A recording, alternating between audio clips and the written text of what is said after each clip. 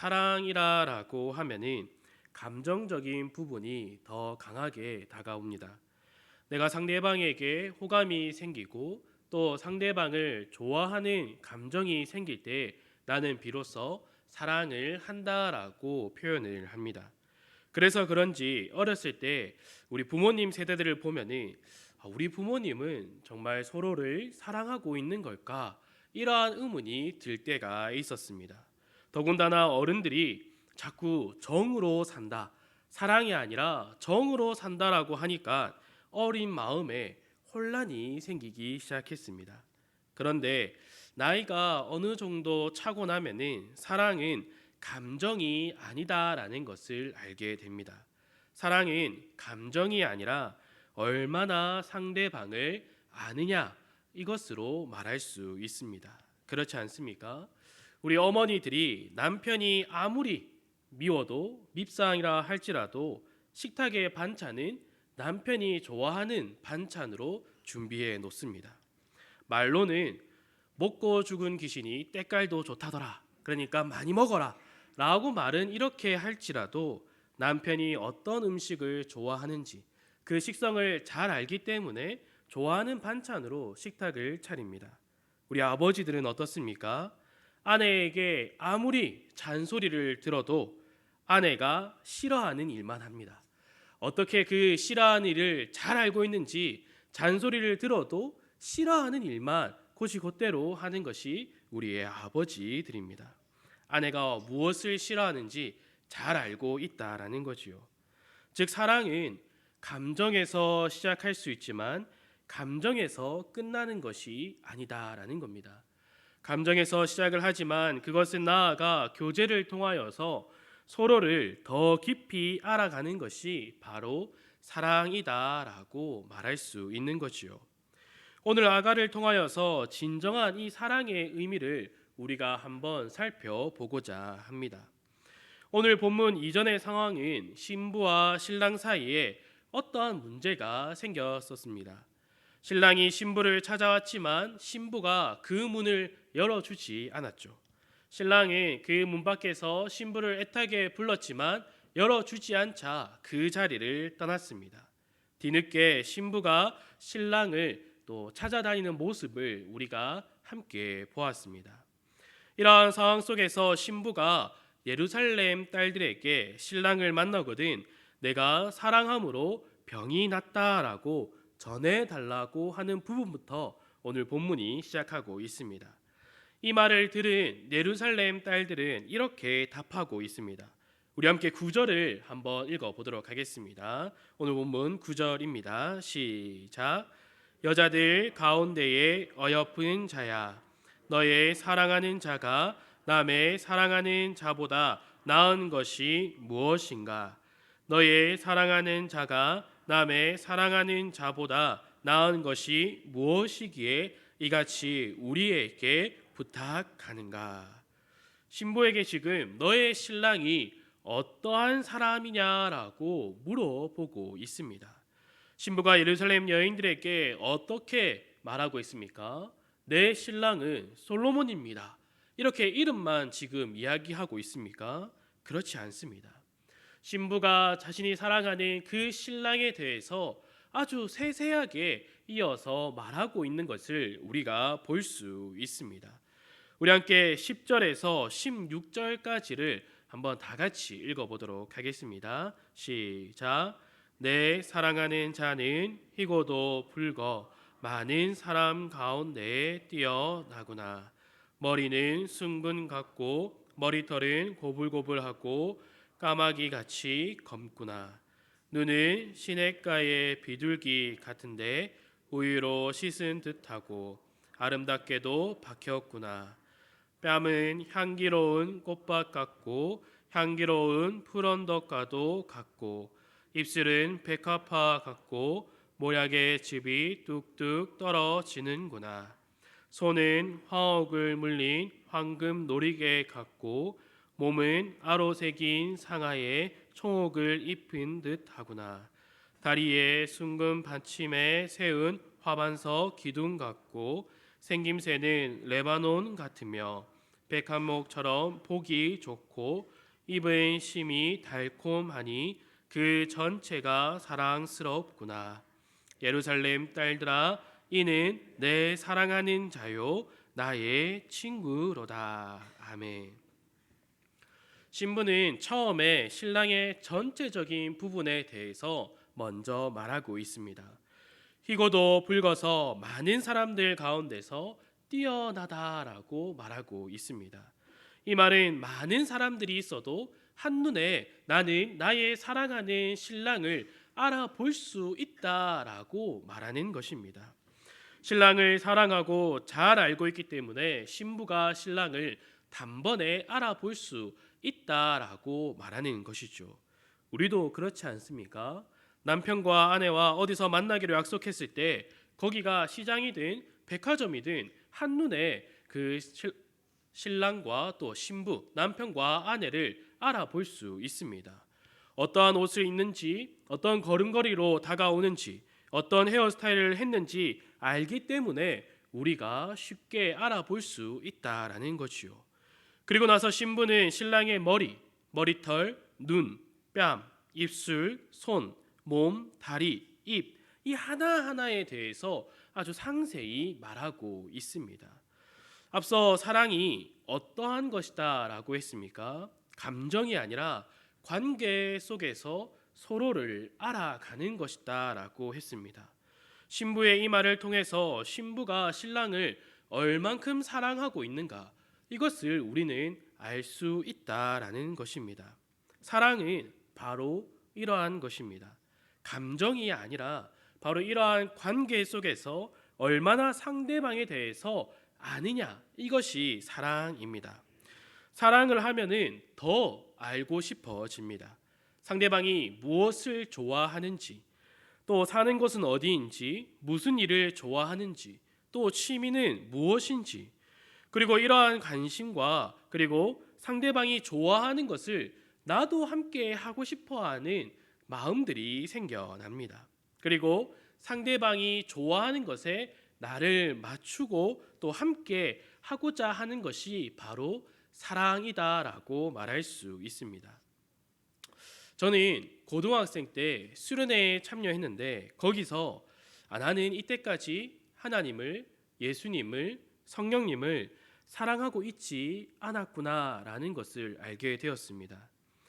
둘째 날 저녁 집회 때 한 목사님께서 이제 설교를 시작하면서 거기 있는 학생들에게 질문을 던졌습니다. 여러분은 이 방학 기간에 다른 친구들과 달리 학원에서 공부하지 않고 시간을 내어 이렇게 수련회를 하는 모습이 참 아름답습니다. 그리고 이 모습을 통하여서 하나님을 사랑한다라는 것을 알 것 같습니다. 자, 그러면은 여러분이 사랑하는 하나님, 그 하나님이 어떠한 분입니까? 여러분 앞에 있는 종이에 여러분이 사랑하는 그 하나님에 대해서 한번 적어 보십시오. 이러한 질문을 던졌습니다. 그리고 나서 또 이어지는 질문으로 예수님과 성령님이 또 어떠한 분인지를 적어 보시기 바랍니다. 이렇게 말을 이어나갔습니다. 저는 얼만큼 적었을까요? 주어진 종이를 다 채워서 냈을까요? 그렇지 못했습니다. 그 자리에 모인 학생들, 저와 또 그 학생들을 비롯하여서 대부분의 학생들은 백지를 냈습니다. 당신이 사랑하는 하나님이 어떠하신 분이니까? 이 질문에 답을 못했다라는 겁니다. 분명히 전날 수련회 첫날에 함께 기뻐 뛰며 찬양하고 말씀을 듣고 눈물을 흘리고 콧물도 흘리면서 기도를 했는데 둘째 날에 그 질문에 모두가 막혔다라는 겁니다. 그 누구도 자신이 사랑하는 하나님에 대해서, 자신이 사랑하는 예수님에 대해서, 자신이 사랑한다고 고백한 그 성령 하나님에 대해서 적을 수 없었다라는 겁니다. 왜 그렇습니까? 감정에서 시작해서 감정에 머물러 있었기 때문입니다. 거기서 나아가서 관계 속에서 그 말씀을 통하여서 하나님을 더 알아가고 예수님을 알아가고 성령님을 알아가야 했는데 빠른 멜로디의 찬양, 감수성을 자극하는 그 가사들, 그리고 조명 분위기에만 취하여서 하나님을 알지 못하는데 믿는다라고 고백하고, 예수님을 알지도 못하면서 믿는다라고, 사랑한다라고 고백하고, 성령님께서 내 안에서 어떻게 역사하는지 알지 못하면서 그 성령 하나님을 믿는다라고 고백했다라는 것입니다. 좋아하는 사랑하는 성도 여러분, 여러분은 어떻습니까? 하나님을 사랑하십니까? 나를 구원하신 그 예수님을 사랑하십니까? 내가 성령의 전이다라고 고백을 하는데 그 성령 하나님에 대해서 얼마큼 알고 계십니까? 하나님은 전지전능하시고 자비와 사랑과 공의의 하나님이십니다. 예수님은 사람의 몸으로 이 땅에 오셔서 우리의 죄를 위하여 십자가에 달리시고 피 흘려 우리의 죄를 용서해 주시고, 또한 다시 부활하셔서 하나님의 우편에 앉아 계시고, 그리고 다시 오실 것을 우리에게 약속해 주셨습니다. 그리고 성령님은 우리 안에서 역사하시는 분입니다. 이러한 답 말고 여러분이 그 삶 가운데서 말씀을 통하여서 깨닫게 된 그 하나님에 대해서 여러분이 말할 수 있습니까? 예수님에 대해서, 성령님에 대해서 말할 수 있습니까? 여러분은 이 질문에 대해서 심각하게 한번 고민해 볼 필요가 있습니다. 하나님은 어떠하신 분입니까? 예수님은 어떠하신 분입니까? 성령님은 어떠하신 분입니까? 질문이 간단하지 않습니까? 그러나 우리는 이 간단한 질문을 나에게 매일매일 던져보아야 합니다. 내가 믿는다라고 고백하는 그 하나님은 과연 어떠한 하나님인가? 내가 사랑한다고, 내가 믿는다라고 고백하는 그 예수님이 나에게 있어서 정말로 어떤 분이신가? 내가 늘 성령 하나님께서 내 안에 거하시고 내가 기도하면서 늘 성령 충만하게 해달라고 기도하는데 그 성령 하나님이 과연 어떠한 분인가? 우리는 이것을 알게 해달라고 나는 기도하고 있는가? 우리는 이것을 돌아보아야 한다라는 것입니다.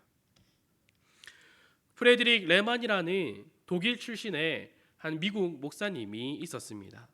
이 레만 목사님은 시골에 있는 작은 교회에서 목회를 했습니다.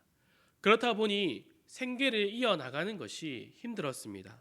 그래서 주중에는 어떠한 일이 있더라도 나가서 일을 하며 생계를 이어나갔습니다.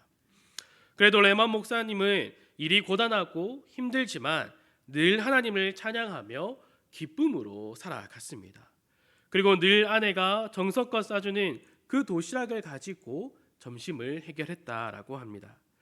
한날은 치즈 공장에서 일을 할 때 주문이 너무 많아서 이 점심을 제때 챙겨 먹지 못하고 늦은 점심을 갖게 되었다라고 합니다. 그리고 지친 몸을 이끌고 공장 마당 한켠에서 아내가 정성껏 싸준 그 도시락을 꺼내서 가난하지만 굶지 않도록 일용할 양식을 주신 그 하나님께 감사를 드리고, 또 이렇게 정성껏 도시락을 싸준 아내를 주심에 감사의 기도를 드리고 난 뒤에 도시락 뚜껑을 열었다라고 합니다. 그 뚜껑 안에는 아내가 적은 메모지 한 장이 있었다라고 합니다. 그리고 그 메모지를 펼쳐보고 나서는 이 레만 목사님은 울 수밖에 없었다라고 합니다.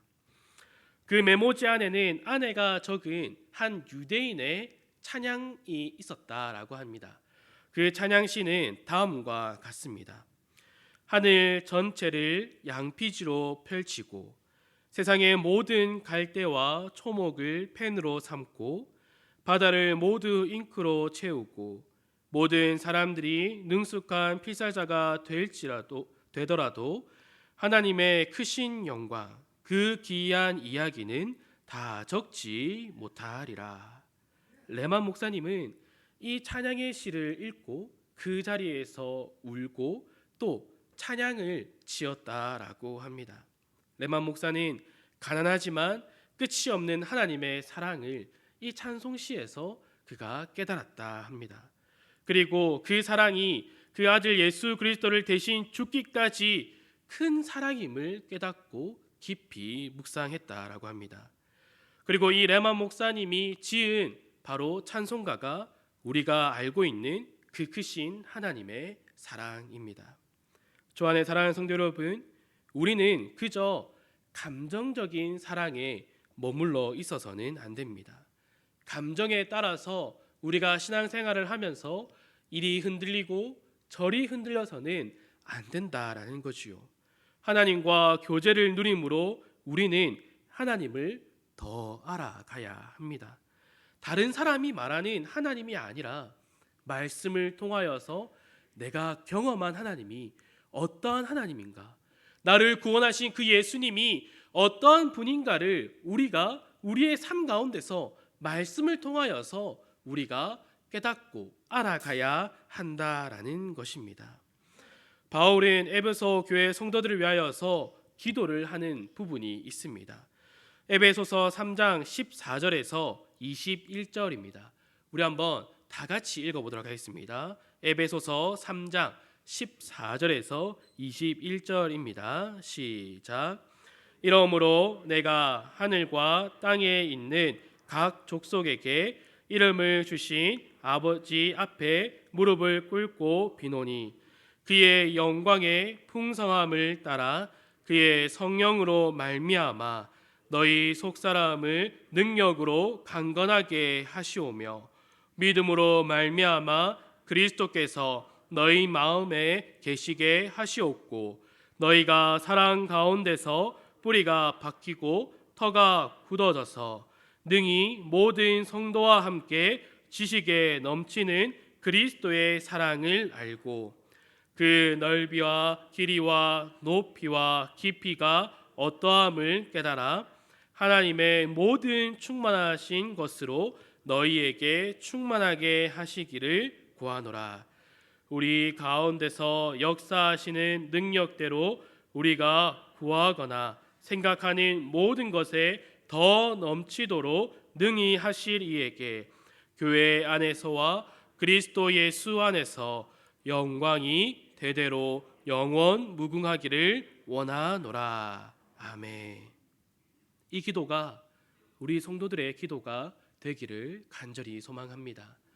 그저 우리가 교회에 왔다가 그저 돌아가는 곳에서 우리가 신앙생활을 했다, 믿음의 생활을 살아간다라고 고백하는 것이 아니라 그 예수 그리스도의 사랑 안에서 그와 교제를 누림을 통하여서 그 사랑에 더 뿌리를 내려서 그 뿌리가 굵어지고 단단해져서 어떠한 상황이 와도 고난이 와도 흔들리지라도 넘어지지 않는 그러한 신앙으로 굳게 자라가기를 간절히 소망합니다.